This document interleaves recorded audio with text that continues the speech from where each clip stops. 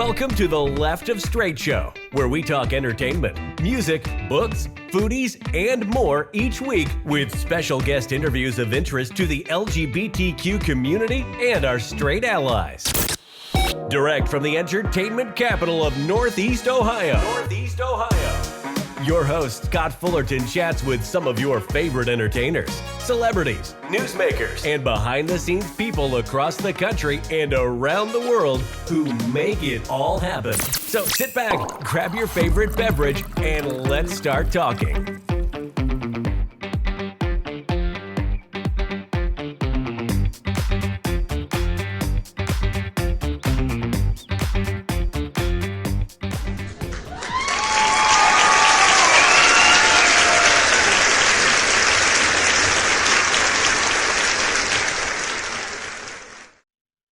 Alrighty, guys, we are back, and it's time for my next interview. Today, I have the pleasure of interviewing the multi-talented writer, actor, and producer, Jason Gaffney. He's a brand new web series out called Marriage of Inconvenience. It's going to be streaming on Deku, which is the premium streaming platform for gay men that I think has some terrific films and series if you haven't checked it out yet. The series is a fun mashup that brings to mind what would happen if you crossed the situational comedy of The Odd Couple with kind of the fake dating of convenience that causes havoc in those movies like the LGBTQ movie, Single All the Way, those kind of fun little mashup. But it also adds a great twist of intrigue and suspense. The project's been co-written by Jeffrey and his father, Ed, making it just the latest in a series of compelling family collaborations they've had that we'll talk about for a bit. This is Jeffrey's first time on the show, so I'm really excited to talk to him. Please welcome Left of Str8 show, Mr. Jason Gaffney. Jason, how we doing, man? I'm good. How are you, Scott? I am fantastic. Thanks so much for coming on the show. I understand you're calling in from beautiful downtown Southern California. Have you built your ark yet? Do you have an escape plan, or how's that going? Oh, it has been raining quite a lot, and thankfully we're in a part of town that's not flooding, but we are definitely taking note. I hear that. Well, you and your hubby be careful out there. I'm so excited to talk to you. I got to see a little preview of the movie, the web series. Got 6 episodes. It's all bit. The premise is absolutely phenomenal. Tell me a little bit about. Before we get into it, I want to find out a little bit more about you, and I have a big favor to ask, if you don't mind. I think that sign language is one of the most beautiful languages in the world, and I went down the rabbit hole of all your videos and your songs. Would you be able to sign Welcome to the Left of Str8 show and introduce yourself? Let's see. I'm like advanced beginner, so I can sign my own name. So, hi, my name is, and let's see this. I'm not sure how I would sign Left of Str8. I'd have to look it up and get back to you on it. But I love that your videos there. So I can't believe you guys did Bohemian Rhapsody. That's like a forever song, and that was fun. So very cool. It was so much fun back in college when I did that. It was that was super fun. One of my fellow classmates, I was taking sign language class. She really wanted to do that song, but she needed backup people, and so she asked me to do it. Put your YouTube channel down below here when this goes on air, because I got to check some of these out. They're a lot of fun. Let's go ahead and get started.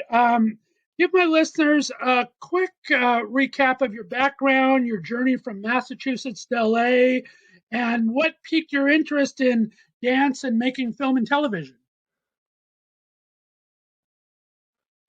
Yeah, so I was born in New York, but we moved pretty quickly to Massachusetts, and I grew up most of my life there. And but I knew I wanted to go back to New York. I was like, I'm going to be on Broadway. I started acting when I was 6. I was the tiniest orphan in Oliver, and I fell in love with it right away. When I got back to New York, I went to AMDA pursuing musical theater, and I pursued Broadway for a while, but I started getting way more attention and job bookings with film. And so I kind of started to transition. And as that was happening, I started watching a bunch of gay movies at the time and really loving them, but realizing that there were no kind of post coming out stories. They all seemed to have to do, the conflict of the story all seemed to have to do with being gay or that kind of stuff. And all of those movies are very, very important. They still are to this day, except, we lead rich, exciting lives. And so that to get the opportunity to see that is very important for all of us. And so I ended up calling my dad and saying, we're going to make a movie. And it's going to be a rom-com and the leads are going to be gay and nobody's going to care that they're gay. And he was like, all right. And that kind of led me down my journey to eventually moving to LA and really pursuing that's amazing. Filmmaking full time. And it's really true. I mean, those movies were always had an important part of coming out and everything, but it really isn't the story as much anymore. I just had on the writer and director of the movie Akron that was filmed not too far from me here in Ohio a while back. It's an excellent movie. You have television series like Teen Wolf and stuff that don't really do it, and it's starting to come around, a little slow but sure. Yeah, and we are seeing more and more of it, but it's one of my favorites recently is Schitt's Creek. You watch that series, and they talk a little bit about it, but they're all it's mostly just for clarity. It's not about will you accept the character. It's all the other characters are like, yeah, we accept you. We just want to know so that we can identify you correctly. So true. I didn't even think about that. That's one of my favorite series. I want to talk about that because you are, like I said, openly out and proud member of our community yourself. You're a huge advocate. When did you kind of first come out to yourself, and how was that coming out to others at first? Yeah, so I didn't really figure out who I was until about 15, 16. And when I figured it out, I was kind of like, am I straight? Am I gay? Am I bi? Like I was trying to figure out all these things. And so initially I was like, I think I'm bi. And then I realized shortly after, no, I'm gay. And, but it was, a nice transition for me. And, thankfully I hit the jackpot. My folks were ready and just waiting for me to come out. They were ready, willing, and able to be supportive parents. And, to this day, my mom has said that she wishes shows like Glee or Schitt's Creek had been available to me when I was younger, because I would have known who I was younger. And they didn't want to push it on me or anything. They wanted to wait for me to find myself. But it would have been cool to see more stories like that. And so I'm super stoked that we've got like Heartstoppers and all of this stuff, Love, Simon, all the stuff coming out now that's helping people figure out who they are at a younger age. We'll talk about your dad a little bit when we talk about the writing, but I love his Twitter bio is proud PFLAG dad. That's just awesome. So very cool. All right, well, let's go ahead and jump into the movie here. Give us a brief overview of what Marriage of Inconvenience is about, and how is your writing style in getting us to come together? Yeah, so Marriage of Inconvenience is kind of a modern Odd Couple. Basically, the two main characters, Owen, who I play, is a former drug dealer, and then my co-star, David Allen Singletary, who plays Franklin, is a former college professor who ends up in witness protection because he has a stalker. And so he's in serious danger of being hurt by the stalker. My character turned in the drug family and flipped on them. And they're polar opposites. My character is kind of a slob. He tends to be more crass, a little more aggressive. And then David's character, Franklin, is a little bit uptight, very proper, very poised, eloquent. And they have this task of figuring out how to live together and pretend to be husbands. Basically, the idea in this universe that WITSEC takes single people who are entering witness protection and kind of partnering them up with an accountability buddy. And so in this case, they married them, and as I'm sure you can guess, hijinks ensue, Right. and it just gets poignant chaotic as well too. Some places, which is kind of cool. So I like that we have the whole drama and the poignancy together there. Very cool. Yeah, and it's what's going to be fun about the series as a whole. Like, we've shot season 1, we've got that all done, but I mapped out the first 3 seasons because when I joined the film world, when I started making films, I started in features, which has a beginning, middle, end. So shifting from that type of writing into series where you want it to be open-ended has been quite challenging initially, because I'm like, I want that ending. I want to know, they're going to be okay. So I actually mapped out the first 3 seasons so that I could at least know where they're heading and all of that. And it's been really fun to figure out, okay, so we now know that Owen likes this, but Franklin hates that. So we got to make sure to do a lot of that, right, or Very vice versa. Cool. That's such a great premise. Now, talk about writing this with your dad. What was this isn't your first collaboration. You guys have written a couple of things together, including some male romances, which I just think is hilarious. Go Dad, how we can get in that headspace.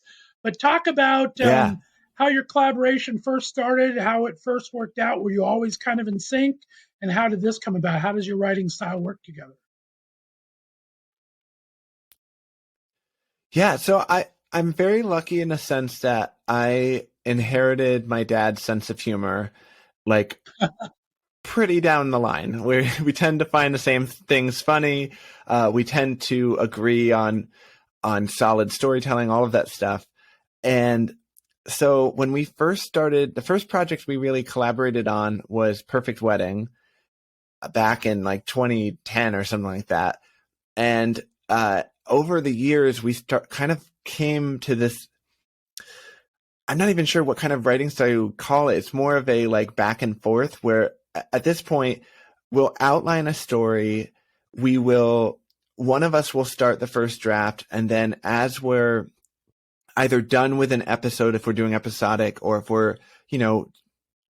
30 pages into a feature, we'll throw the pages at the other person, and then they'll start doing the polish of those pages as we continue on the second episode or the second part of the feature. And so then we kind of go back and forth. So by the time we reach the end of the project, the end of the script, we're able to really know where the characters' voices are and where the journey is going.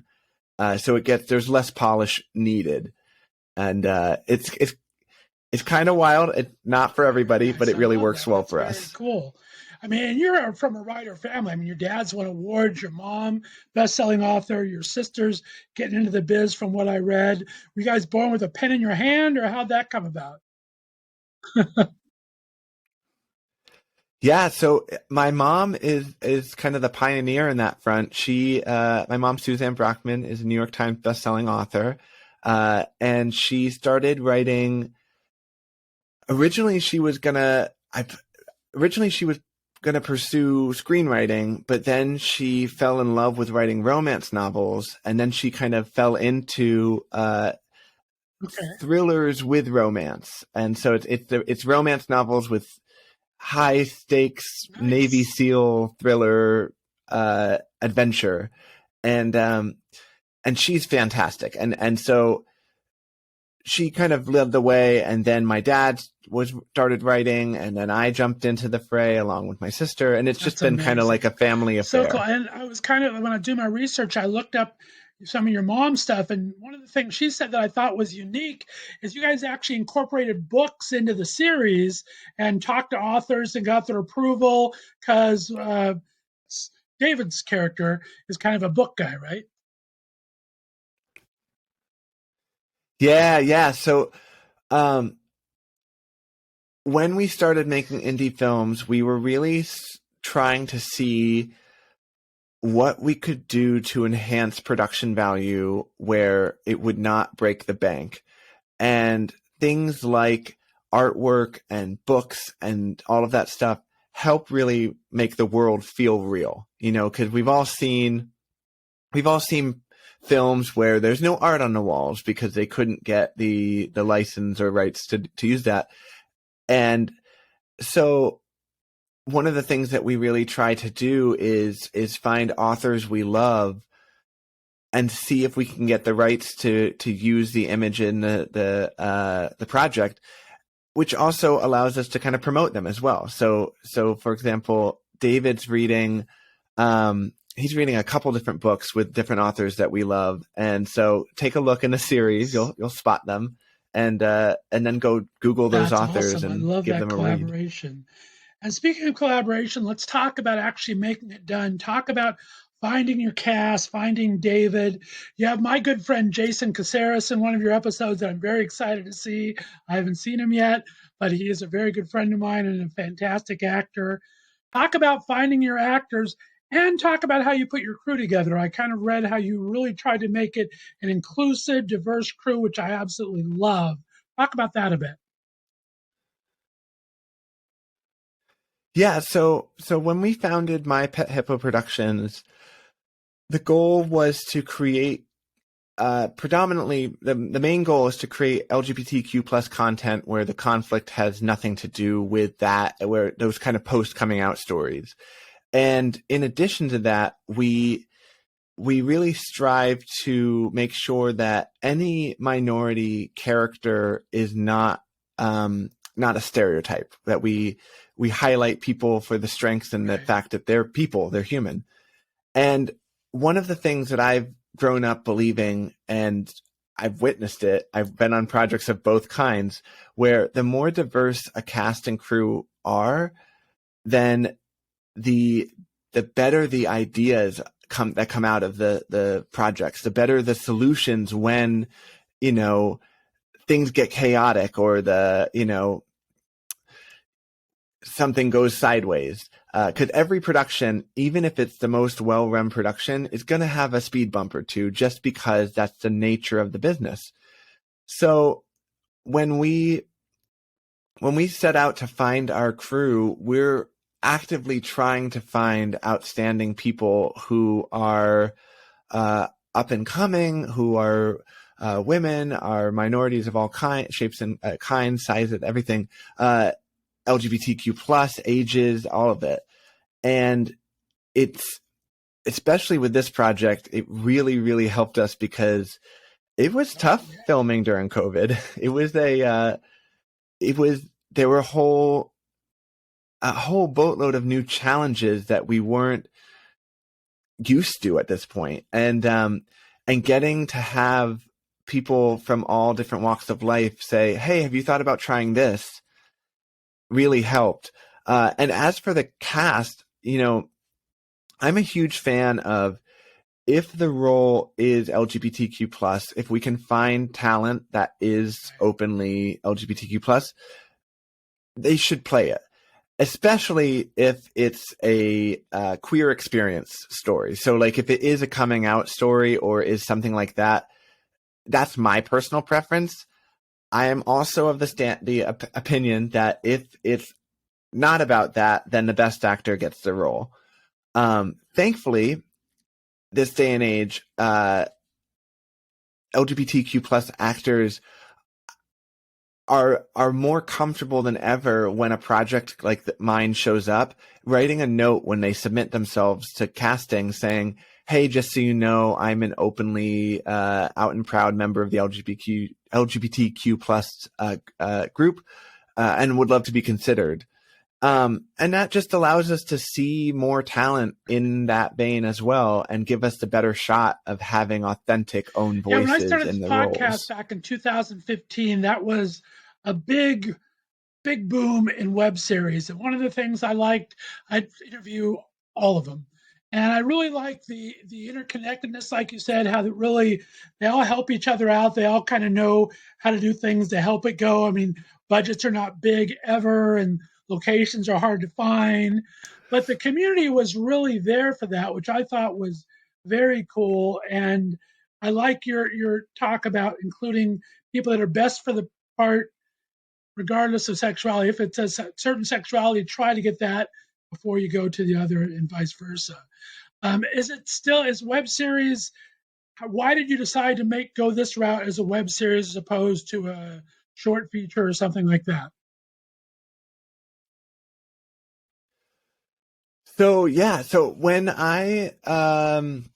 we released the film Analysis Paralysis back several years ago, we got really lucky in that Deku, our partner for Marriage of Inconvenience, just asked us if they could have it on their platform, on their streaming site. Right. And so we were like, of course, yes, this is awesome. And very gratefully and thankfully, the audience loved it, and so they responded really well to that film. And so Deku had a conversation with me and basically said, like, what else do you got? Do you have any series that you're thinking about making? And I said, I need to go back and look at my stuff because I'd been planning more films, and but I wanted to take a look at some of the stuff that I'd been kind of got in my brain, kind of percolating.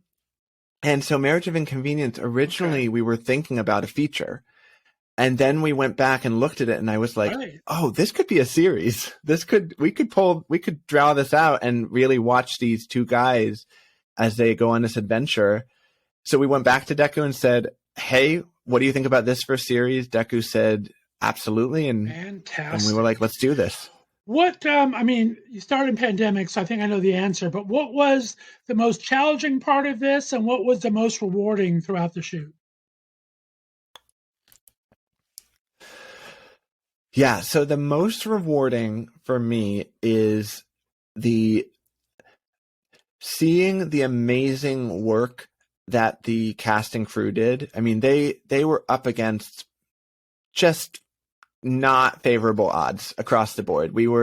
Everyone was doing our best to not get sick. And unfortunately, fortunately everything got made, but unfortunately our cinematographer on the first day basically got tested positive. So she ended up having to go home and kind of shift from being a cinematographer to being a director of photography. So she was on a laptop for the whole shoot, looking at the monitor through the laptop. And the rest of the crew really stepped up. The cast showed up and knew their parts. They delivered. I mean, everyone, Jason Caceres, David Allen Singletary, Tammy Dahlstrom, everyone who is in this series, Sylvia Beatty Alcala, et cetera, every single one of these people are phenomenal. They're all outstanding talent, and there's nothing more rewarding for a filmmaker, a director, producer, writer, et cetera, to get to watch people who are excellent at what they do take what you've created and make it 1,000 times better than you could have ever imagined. And you have Alec Mop in it, we didn't mention, who always brings something to anything he does. So I'm excited to see him in there. He was wonderful. He's so good. You directed 4 of the 6 episodes. Was that a conscious choice not to do the 2 because you were more acting heavily, or why did you just do the 4 instead of the 6? Yeah, so I had never done a series. I directed a feature before, and we kind of filmed it similarly to a feature. We filmed all 6 episodes at once. But part of the process of directing and all of that is all of the pre-production, kind of getting the shots together, kind of planning the day, all that stuff. And so I actually asked my cousin, Diliana, to direct the other 2 episodes because A, I know she's an amazing director. B, I've wanted to work with her for a really long time. And C, it helped lighten my load a little bit because this was a new adventure. And she did such a good job of directing, and she brought some extra, she helped elevate things across the entire shoot. She was able to bring her eye, because she was there for the rest of the shoot, even helping in other ways when she wasn't directing. But her comedic instinct is so good, and it is so hard to find strong comedic instinct people in this business that I just never want to let her go. I mean, I can't wait to work with her again in the future. I'm hoping she'll come back for season 2 for a couple episodes because she is That is so awesome. good when you have something like that, and it's a little unexpected. You know what they're capable of, but you don't see it until you see it. That's awesome. I love that. Very, very cool. Now, so you have it kind of mapped out for 3 seasons. We're going to do the 6 episodes. When is it? We're filming this at the end of March. This is coming out in April, right? Yeah, it comes out April And 6th. Deku is an amazing platform. They've had some amazing series on there. They do some great movies. So I'm so glad you're able to partner with them. What do you see coming up for you in the future besides mapping out? Is this going to be kind of your steady workflow for the next few months to a year or so? Or do you have other projects kind of you're balancing? Yeah, so the number one or the project on the front burner at this point is season 2 of Marriage of Inconvenience, where we're still waiting to make sure that we can make a season 2 happen and all of that, and we've got to release it first, season 1. But we do have a couple other projects on the back burner. We've got 2 features that my dad and I have co-written. One's called Every Day's a Holiday with Eddie, which is a buddy, I like to call it a bromantic comedy. There's one gay character, one straight character, but it's got romantic comedy elements, Right. but they don't actually fall in love because one is straight, one's gay. And it's actually a comedy about suicide, and they don't go together normally, but I promise you it's done it's done tastefully. The other major feature we're working on right now is a film called Dead Nazi in a Bathtub. And it's basically, if you think about Snakes on a Plane, it's kind of the same type of thing. But the baseline premise is a group of diverse friends are having a celebratory party, and they stumble upon a dead Nazi in their bathtub, and they have to figure out why that guy is there in their tub when nobody knows him, all of that. And just the other day, my dad came up with an outstanding concept for another series, which is kind of, the best way to describe it is, think Ted Lasso goes to a mental ward and is helping people with teenagers with mental illness. I love that. That's a great idea. You guys can crush that. Now, does he live in LA now too, or is he still back east, or how do you guys collaborate that? Yeah, so he's still back east. I'm trying to convince my folks to move out this way. So if you're listening, move to Palm Springs. Then we can all. But yeah, no, he and my mom are both on the East Coast. They're primarily in Massachusetts at this point, but they bounce down to Florida to be near my grandma when they can. And but yeah, so what we do for the most part is lots of phone calls, lots of Zoom sessions. Nice. I get my steps in, basically. I'll plug in my phone and take a long walk, and we'll chat about what's next to write. That's got to be kind of rewarding too, to kind of do it with your family. I mean, families, especially LGBT, you see so much stress and tension in an LGBT family, and there are some great relationships too. But when you see them, they're not always celebrated like that. So good on you guys. That's awesome. Very cool. Thank you. Well, let's go ahead and talk about, we'll wrap this up here, and then we're going to play 5 questions in a separate interview here. Talk about where they can find you, if you're going to be getting backing for season 2, where they can start looking for that, and talk about where they can find you on social media and find the film. Yeah, you can find me on pretty much all the social media at Jason T. Gaffney.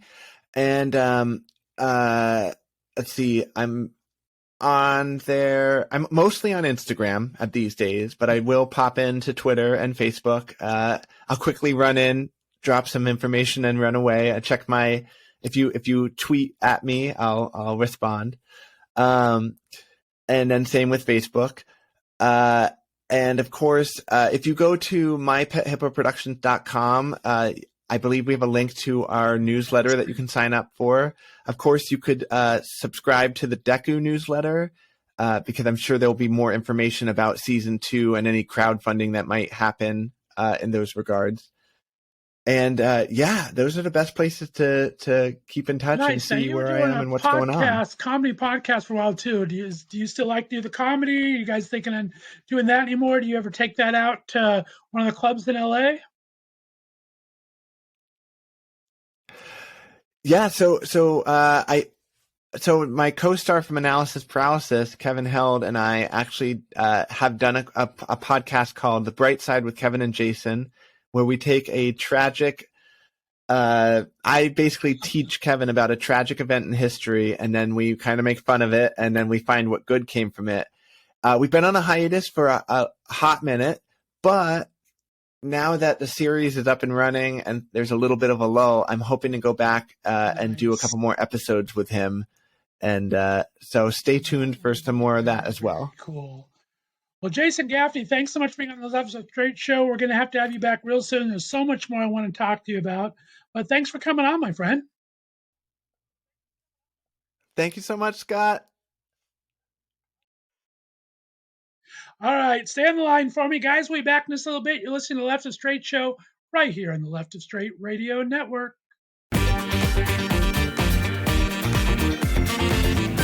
Thanks for listening to the Left of Str8 show. Be sure to subscribe on your favorite podcast distributor, and please give us a 5-star rating so more listeners can find us.